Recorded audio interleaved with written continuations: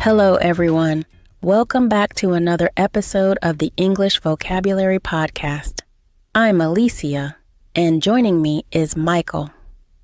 Hi, everyone. We're thrilled to have you with us today as we dive into an exciting episode where we'll explore not just one, but 5 different themes that are packed with useful vocabulary. Whether you're just starting out or looking to expand your vocabulary, today's episode is designed to help you learn new words in a fun and engaging way. That's right, Michael. Each theme will introduce 10 new vocabulary words, and we'll be using these words in conversations that you might encounter in everyday life. After each conversation, we'll take a closer look at the words we used, breaking them down so you can fully understand how they work in context. Exactly. Our goal today is to not just teach you new words, but to help you remember them by seeing how they're used in real-life situations. The themes we've chosen are ones you're likely to encounter often, so these words will definitely come in handy. So, what themes are we covering today? We've got a great lineup for you. We'll start with vocabulary related to travel, then move on to food and dining. After that, we'll dive into the world of technology, explore some health and fitness terms, and finally, wrap up with some vocabulary related to social media. It's going to be a jam-packed episode, so make sure you're ready to take some notes. And remember, if you ever feel like we're going too fast, you can always slow down the playback speed to make sure you don't miss anything important. And don't forget to practice these new words as much as you can. The more you use them, the more natural they'll feel in your everyday conversations. We also love hearing from you, so feel free to leave a comment or send us a message with any questions or feedback. All right, let's not waste any more time. Grab your notepad, get comfortable, and let's get started with our first theme, travel. Segment 1, travel. All right, let's dive into our first theme, travel. Whether you're planning a vacation, a business trip, or just dreaming of your next adventure, these words will help you navigate through all the conversations you might encounter along the way. So, let's get started with 10 travel-related vocabulary words that you'll definitely want to remember. Here are the words we'll be exploring in this segment. 1. Itinerary. 2. Accommodation. 3. Destination. 4. Reservation. 5. Passport. 6. Embark. 7. Excursion. 8. Customs. 9. Jet lag. 10. Layover. Let's go through them one by one, starting with the first word, itinerary. An itinerary is a detailed plan or schedule of events, usually related to travel. It includes all the important information about your trip, like flight details, hotel bookings, and activities. Next up is accommodation.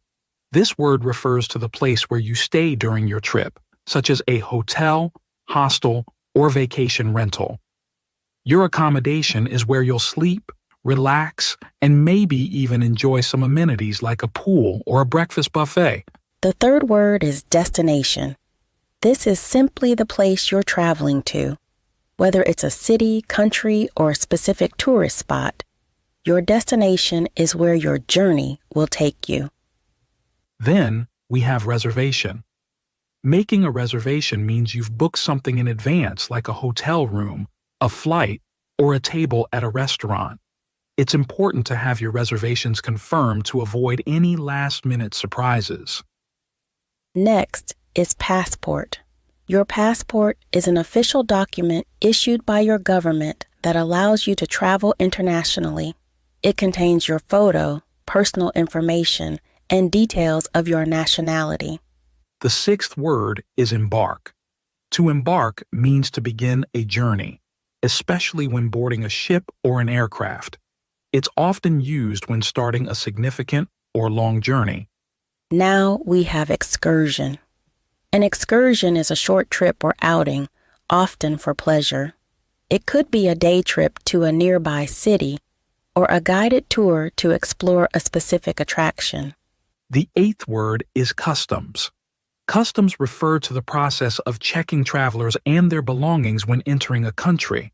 It's a place where your bags might be inspected, and you might need to declare certain items. Next up is jet lag. Jet lag is the feeling of tiredness and confusion that people experience after a long flight across several time zones. It can take a few days to adjust to the new local time. And finally, layover. A layover is a short stay in a place while waiting for the next part of your journey, usually at an airport between connecting flights. Sometimes layovers can be a few hours, or they might be long enough for you to explore the city. Great. Now that we've introduced these 10 words, let's put them into a conversation. Imagine Michael and I are planning a vacation together. Let's see how these words come up naturally in our discussion. So, Michael, I've been thinking about our trip next month. Have you finalized the itinerary yet? I'm almost done with it. I've got our flights and accommodations sorted out. We're staying at a beautiful hotel right in the city center, and I've also made reservations for a couple of nice restaurants I think you'll love.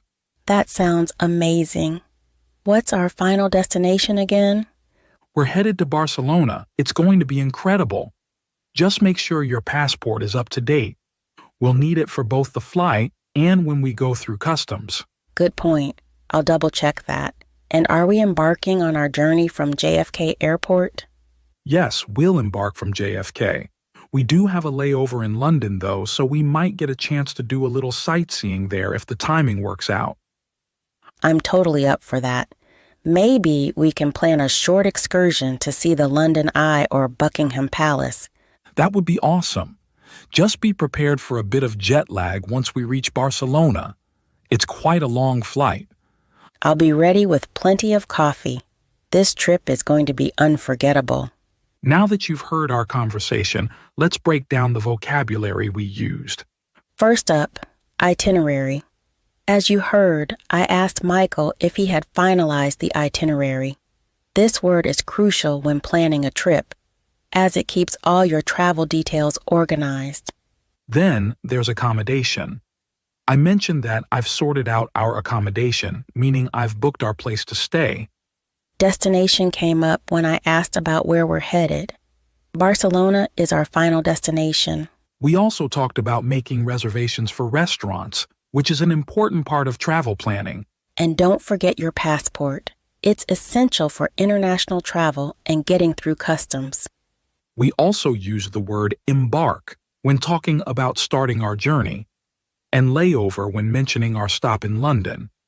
And if you've ever experienced jet lag, you'll know it can be a bit tough, but nothing a good night's sleep and some coffee can't fix. Finally, excursion refers to a short trip we might take during our layover. It's always fun to add a little extra adventure to your travels. That wraps up our first theme on travel. We hope these words will help you feel more confident next time you're planning a trip or even just talking about one. Before we move on, let's give you a sneak peek of our next theme. We'll be diving into the world of food and dining, where you'll learn some tasty new vocabulary to help you navigate your next meal out, or even impress your friends with your food knowledge. Stick around, it's going to be delicious. Let's move on to Theme 2, Food and Dining. Segment 2, Food and Dining Continued. Now that we've explored the world of travel, let's turn our attention to something equally delightful, food and dining.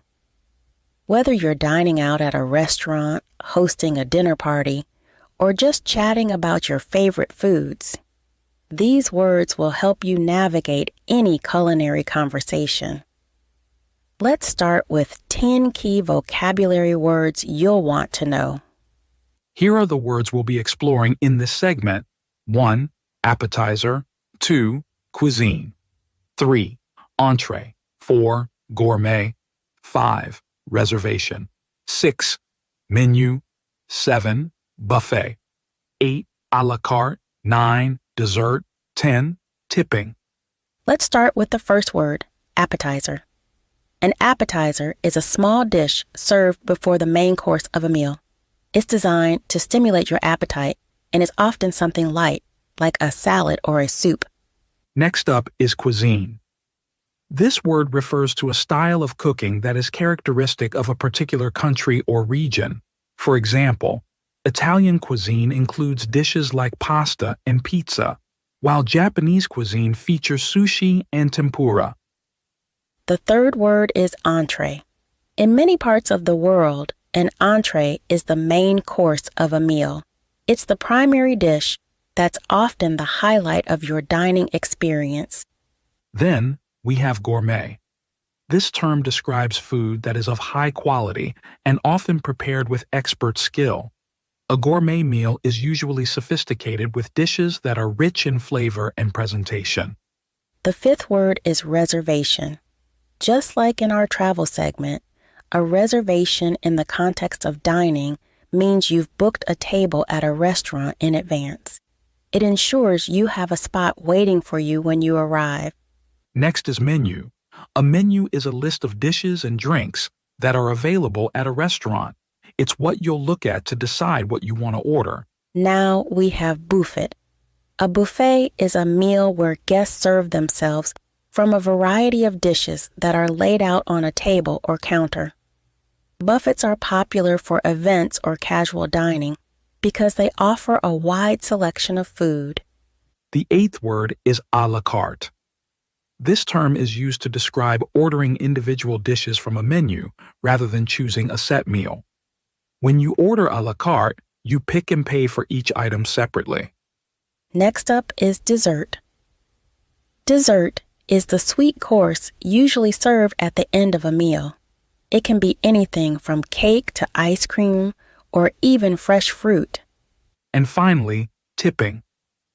Tipping is the act of giving extra money to your server as a reward for good service. It's a common practice in many countries, especially in restaurants. Great.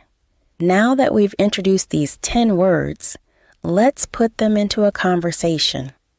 Imagine Michael and I are out at a restaurant discussing our meal choices and enjoying the dining experience. Let's see how these words naturally fit into our conversation. Michael, have you had a chance to look at the menu yet? I'm thinking about starting with an appetizer. The bruschetta looks really good. Yeah, I've been looking through it. I'm leaning towards the Italian cuisine section. Maybe I'll get the spaghetti carbonara as my entree. It's one of my favorite dishes. That sounds delicious. I'm feeling a bit fancy tonight, so I might go for something gourmet. The chef's special looks interesting, and it's described as a gourmet creation with truffle oil. Good choice. I'm glad we made a reservation. This place is packed. It would have been hard to get a table without one. Definitely. I noticed they have a buffet option too, but I think I'll stick with ordering a la carte. I prefer choosing exactly what I want. Same here. Oh, and we can't forget about dessert. I saw they have tiramisu, which is perfect for finishing off an Italian meal. Tiramisu sounds great. And don't worry, I'll take care of the tipping tonight. The service has been excellent, so I'll make sure to leave a good tip. Let's break down the vocabulary we just used in that conversation. We started with appetizer. I mentioned ordering bruschetta as an appetizer, which is a small dish, to start the meal. Then we talked about cuisine when I mentioned the Italian cuisine section on the menu, which refers to the style of cooking from Italy. Entree came up when Michael talked about ordering spaghetti carbonara as his main course. In many regions, the entree is the centerpiece of the meal. Gourmet was used when Emma mentioned feeling fancy and choosing a gourmet dish, which indicates something of high culinary quality.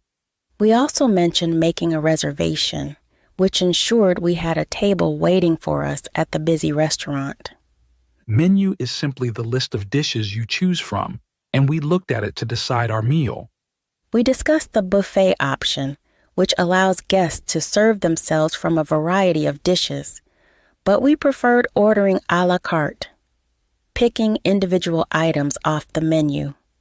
And of course, we talked about dessert when deciding to end our meal with tiramisu and tipping when Emma offered to leave a good tip for the excellent service. We hope these words help you feel more confident the next time you're dining out or discussing food with friends. Before we move on, here's a little preview of our next theme. We'll be stepping into the world of technology, where you'll learn some cutting-edge vocabulary that's essential for today's digital age. Get ready to boost your tech savviness. Let's transition to Theme 3, Technology. Segment 3, Technology. After a delicious dive into the world of food, let's shift gears and explore the fast-paced world of technology.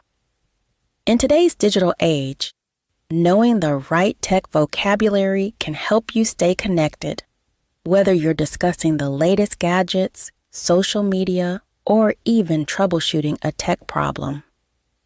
Let's start with 10 essential technology-related vocabulary words. Here are the words we'll be exploring in this segment. 1. Algorithm. 2. Bandwidth. 3. Encryption. 4. Interface. 5. Malware. 6. Cloud storage. 7. Hardware. 8. Software. 9. Firewall. 10. User-friendly.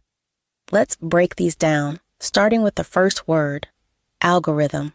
An algorithm is a set of rules or instructions given to a computer to help it solve a problem or perform a task. For example, the algorithms used by search engines like Google help decide which websites to show you based on your search terms. Next up is bandwidth. This term refers to the amount of data that can be transmitted over an internet connection in a given amount of time.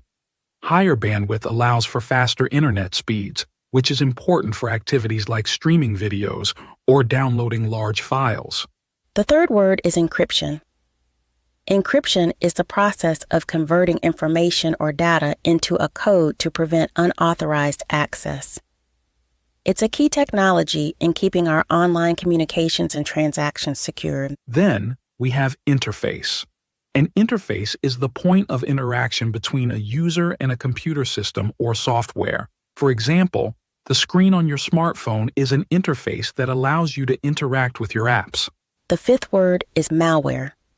Malware is short for malicious software, and it refers to any software that is designed to damage or disrupt a computer system. Viruses, worms, and Trojan horses are all types of malware. Next is cloud storage. This is a service that allows you to store data on the internet rather than on your local computer or device. It's handy for backing up files or accessing your data from multiple devices. Now we have hardware. Hardware refers to the physical components of a computer or electronic system, like the motherboard, processor, and hard drive. The eighth word is software. Software is the programs and other operating information used by a computer. It's what makes your hardware run and allows you to perform tasks like browsing the web or editing a document. Next up is firewall. A firewall is a security system that monitors and controls incoming and outgoing network traffic based on predetermined security rules. It's designed to protect your computer from unauthorized access. And finally, user-friendly.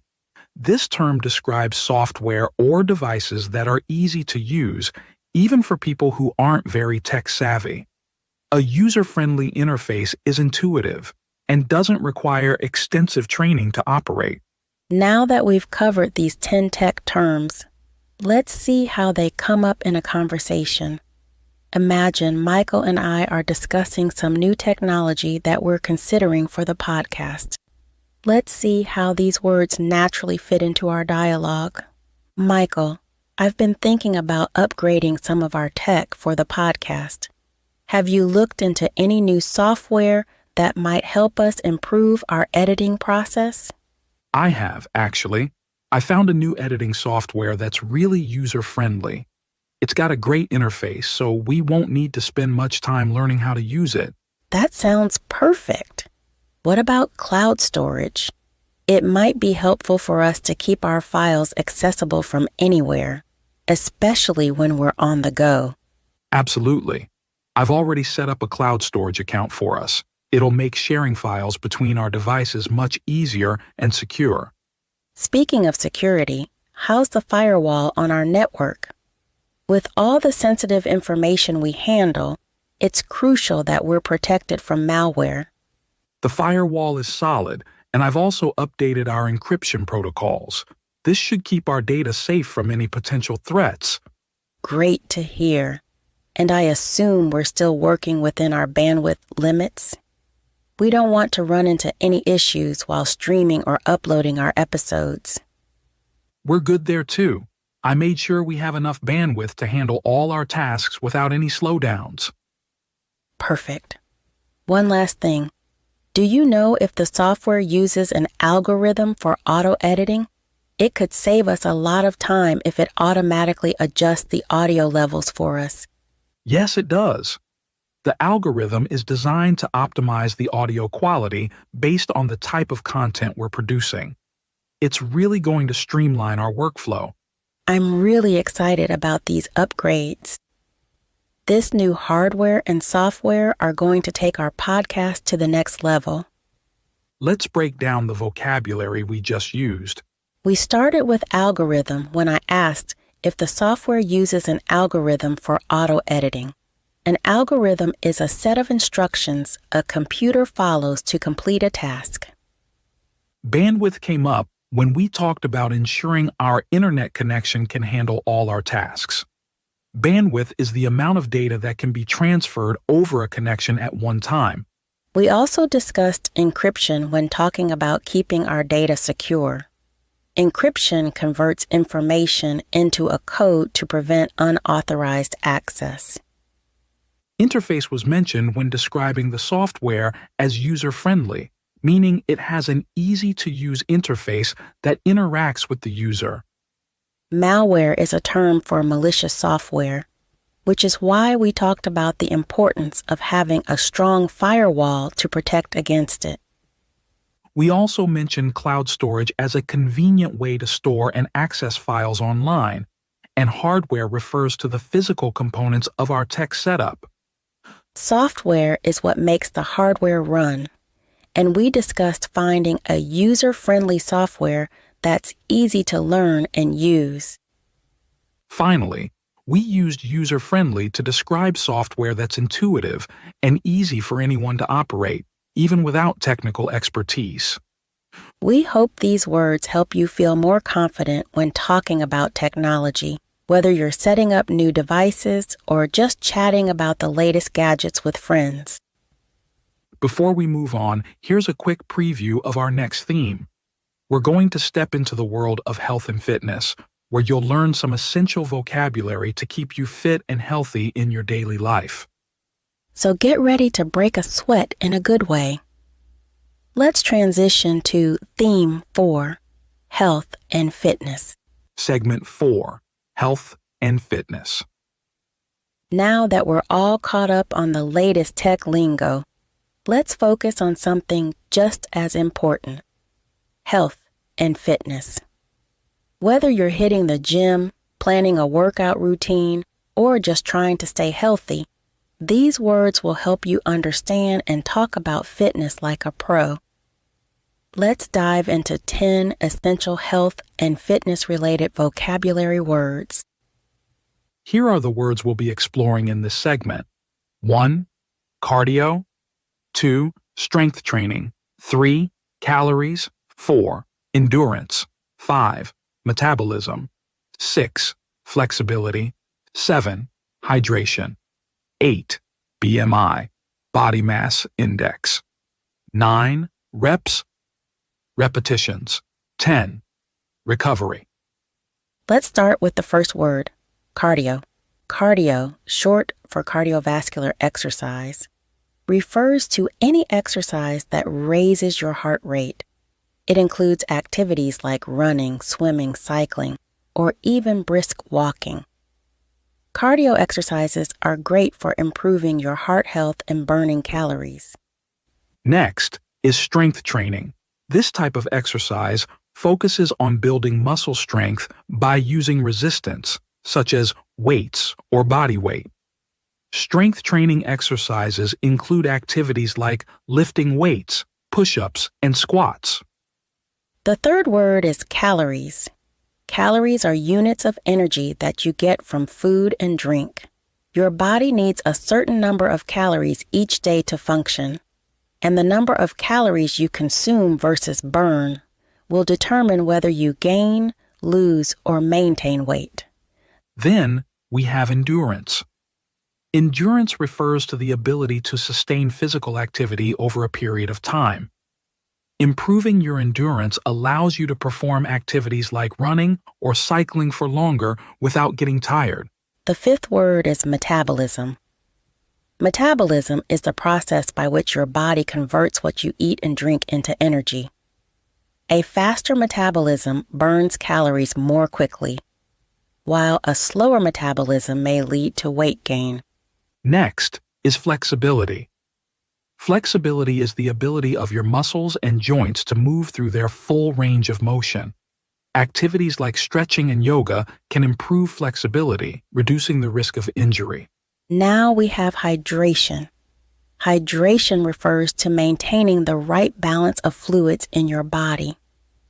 Staying hydrated is essential for overall health, especially during exercise, as it helps regulate body temperature and keeps your muscles working properly. The eighth word is BMI, body mass index. BMI is a measure that uses your height and weight to estimate whether you have a healthy body weight for your height. It's often used to categorize people as underweight, normal weight, overweight, or obese. Next up is reps, repetitions. Reps refer to the number of times you perform a specific exercise in a row, such as lifting a weight or doing a push-up. For example, if you do 10 push-ups in a row, that's 10 reps. And finally, recovery. Recovery is the time your body needs to rest and repair after a workout.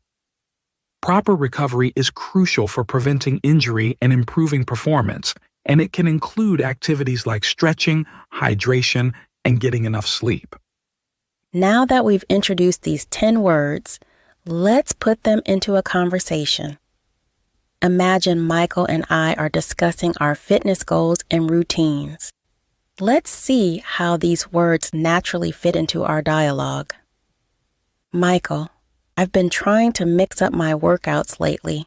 I've added more cardio to my routine. I've started running 3 times a week. That's awesome, Emma. Cardio is great for your heart health. I've been focusing more on strength training. I'm trying to build muscle, so I've been lifting weights and doing push-ups regularly. That sounds like a solid plan. I've also been paying more attention to my calorie intake. I'm trying to create a balance where I'm burning more calories than I'm consuming, but it's not always easy. I know what you mean.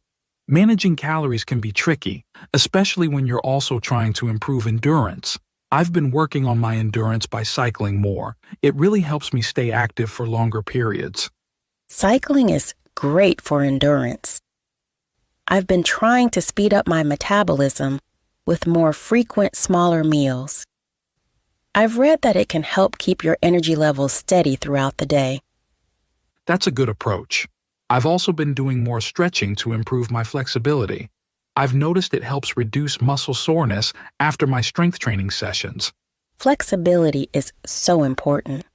And speaking of staying healthy, I've been making sure to stay hydrated, especially with all the cardio I'm doing. It makes such a difference in how I feel during and after workouts. Absolutely. Hydration is key, especially when you're pushing your limits. I've also been keeping an eye on my BMI to make sure I'm staying within a healthy range for my height. That's a smart move. I've been focusing on the number of reps I'm doing in each strength training session, gradually increasing them as I get stronger. Increasing your reps is a great way to build strength. Just make sure you're giving yourself enough recovery time between workouts. Recovery is just as important as the workout itself. You're right. I've been trying to get more sleep and do some light stretching after workouts to aid in my recovery. It really helps me stay consistent with my routine. Let's break down the vocabulary we just used. We started with cardio when I mentioned adding more running to my routine. Cardio exercises are great for improving heart health and burning calories. Strength training came up when I talked about focusing on building muscle with weights and push-ups. Strength training helps increase muscle mass and overall strength. We also discussed calories when I talked about managing my calorie intake. Calories are the units of energy you get from food, and balancing them is key to maintaining or changing your weight. Endurance was mentioned when I talked about cycling to improve my stamina, which allows me to stay active for longer periods. We also talked about metabolism when I mentioned trying to speed it up by eating smaller, more frequent meals. Metabolism is how your body converts food into energy. Flexibility came up when I discussed doing more stretching to improve my range of motion and reduce soreness. Hydration was a key point when I mentioned staying hydrated during my cardio sessions. Keeping your body hydrated is essential for overall health and workout performance. We also touched on BMI, body mass index, which I'm monitoring to make sure I'm staying within a healthy weight range. Reps, repetitions, were mentioned when I talked about increasing the number of push-ups I do in each session. Reps refer to how many times you perform a specific exercise.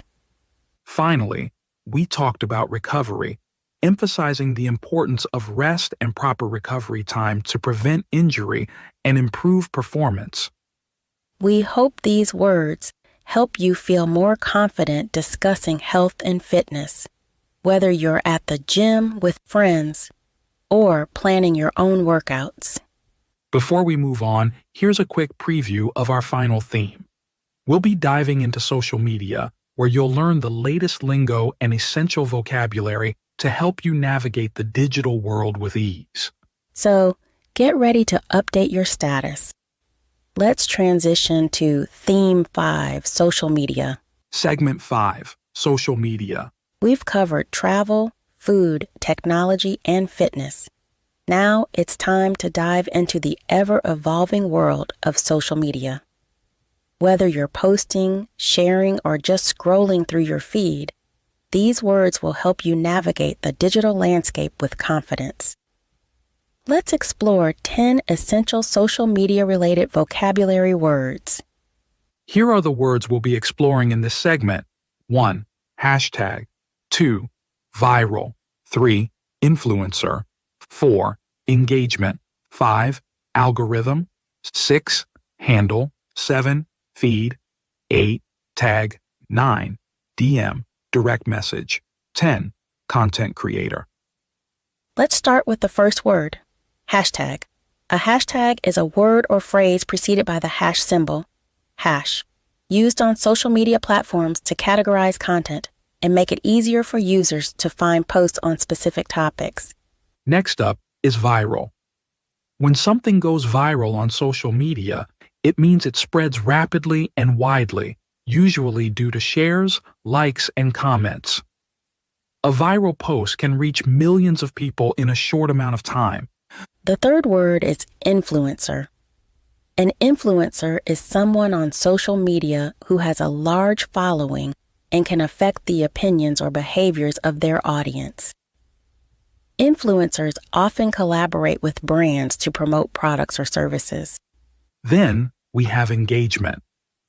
Engagement refers to the interactions between users and content on social media, such as likes, comments, shares, and clicks. High engagement indicates that people are actively interacting with your content. The fifth word is algorithm. We've mentioned algorithms before in the technology theme. and they're also crucial in social media. Social media algorithms determine what content appears in users' feeds based on their behavior and preferences. Next is handle.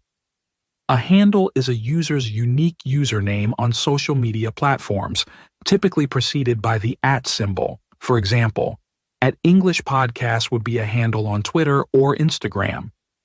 Now we have feed. A feed is the stream of content that appears on your social media homepage. It includes posts, updates, and media from the accounts you follow. The 8th word is tag. To tag someone on social media is to mention them in a post or comment by using the @ symbol followed by their handle. Tagging is a way to draw someone's attention to specific content. Next up is DM, direct message. A DM is a private message sent directly to another user on social media. It's a way to communicate one-on-one without the conversation appearing publicly. And finally, content creator. A content creator is someone who produces and shares material such as videos, photos, blogs, or social media posts. Content creators can be influencers, but not all content creators seek to influence. Some simply share their passion or expertise. Now that we've introduced these 10 words, let's put them into a conversation. Imagine Michael and I are discussing how to improve our podcast's presence on social media. Let's see how these words naturally fit into our dialogue. Michael, I've been thinking about how we can increase our engagement on social media. What do you think about using more hashtags in our posts? That's a great idea, Emma. Hashtags can really help our posts reach a wider audience. I've also noticed that when content goes viral, it usually has a strong hashtag strategy behind it. Absolutely. I've been following a few influencers lately, and they really know how to get their followers involved. Maybe we can take some tips from them on how to create more engaging content. I agree. Engagement is key. And if we can get more people liking, sharing, and commenting on our posts, it could really boost our presence. We might also want to pay attention to the algorithm posting at the right times and with the right content could make a big difference. Good point. And speaking of the algorithm, I think we should make sure our handle is consistent across all platforms. It makes it easier for people to find us. Definitely. We also need to keep our feed looking fresh and updated. A well-curated feed can attract more followers and keep them coming back for more. Agreed. And let's not forget to tag relevant people and brands in our posts. It's a good way to get noticed and build connections. Tagging is crucial. Also, I've been thinking about sending out more DMs to our followers who engage with us regularly. It could be a great way to build a stronger community. That's a fantastic idea. Personal interactions through DMs can make a big impact. And as content creators, we should always be thinking about new ways to connect with our audience. Absolutely.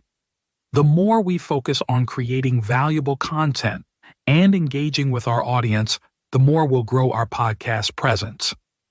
Let's break down the vocabulary we just used. We started with hashtag when I mentioned using more hashtags to reach a wider audience. Hashtags help categorize content and make it easier to find. Viral came up when we talked about content that spreads rapidly.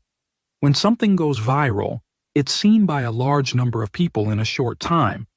We also discussed influencer when I mentioned following influencers to learn how they engage their followers. Influencers have a significant impact on their audience's opinions and behaviors. Engagement was a key point when we talked about increasing interactions with our content. Engagement includes likes, shares, comments, and other forms of interaction. We also touched on algorithm, which in this context refers to how social media platforms decide what content to show users based on their activity. Handle was mentioned when we discussed keeping our social media usernames consistent across platforms, making it easier for people to find us. We also talked about the feed, which is where all the content from the accounts you follow appears. A well-curated feed can attract and retain followers. Tag came up when we discussed mentioning or tagging people and brands in our posts. Tagging helps bring attention to your content. DM, direct message, was mentioned when we talked about sending private messages to engage with our followers on a more personal level. Finally, we discussed being content creators, which is what we are producing and sharing content to connect with our audience. We hope these words help you feel more confident navigating social media, whether you're posting, sharing, or just keeping up with the latest trends. And that brings us to the end of today's episode. We've covered a lot of ground, from travel to social media, and we hope you found these words useful. Remember, the best way to learn new vocabulary is to practice. So try to incorporate these words into your daily conversations. And don't forget to like, comment, and subscribe to our podcast for more helpful content. Thank you for joining us today. We'll see you in the next episode where we'll continue exploring the English language together. Until then, keep practicing and stay curious. Bye for now.